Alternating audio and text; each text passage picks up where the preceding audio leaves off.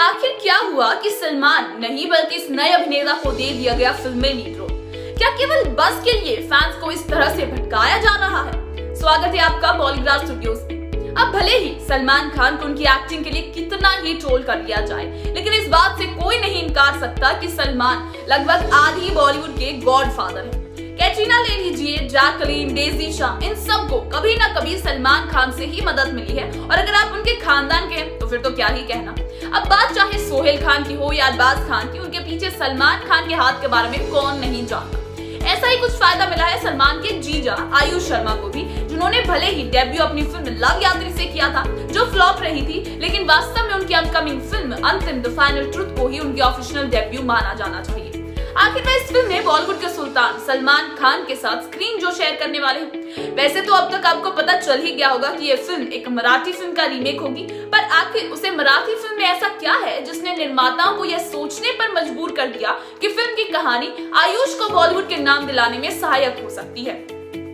तो आज हम बात करेंगे इसी के बारे में, इसलिए इस वीडियो को अंत तक देखें, और अगर आपको पसंद आए तो इसे लाइक और सब्सक्राइब जरूर करिएगा।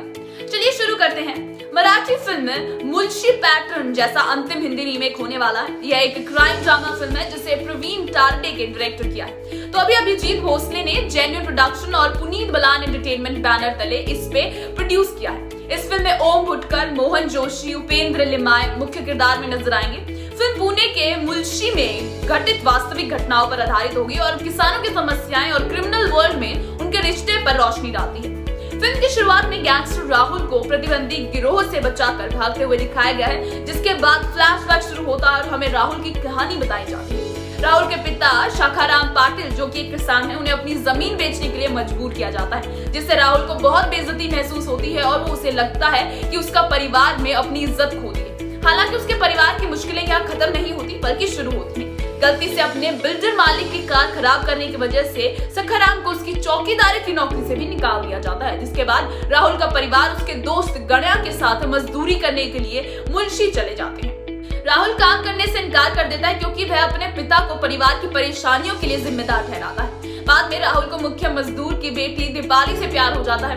एक दिन एक कॉन्ट्रैक्टर राहुल के पिता के साथ दुर्व्यवहार करता है, जिसके क्रोधित होकर राहुल उसे बहुत पीटता है। राहुल का यह आक्रोश वहां के गैंगस्टर नान्या भाई को पसंद आता है और वह राहुल और उसके दोस्त गण्या को अपने पास काम पर रख लेता है। उसके साथ काम करने पर वक्त राहुल को पता चलता है कि यह भाई ही था जिसने राहुल के पिता को अपनी जमीन देने के लिए मजबूर किया था।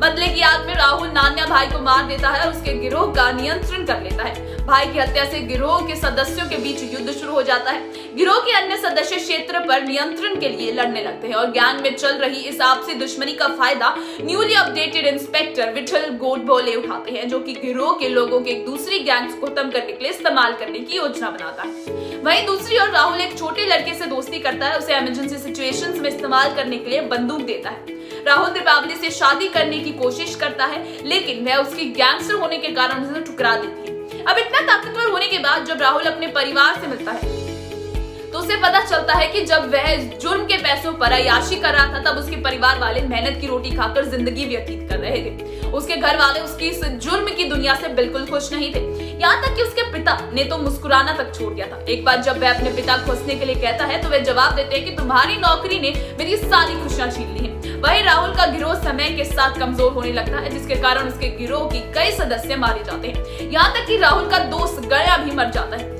यहीं पर फ्लैशबैक खत्म हो जाता है और हम वापस पहले सीन पर पहुंच जाते हैं, जहां राहुल अपनी प्रतिद्वंदियों से बचकर भाग रहा है। तभी उसे वह छोटा बच्चा दिखाई देता है जिसने उसे आपातकालीन स्थितियों के लिए बंदूक दे रखी थी।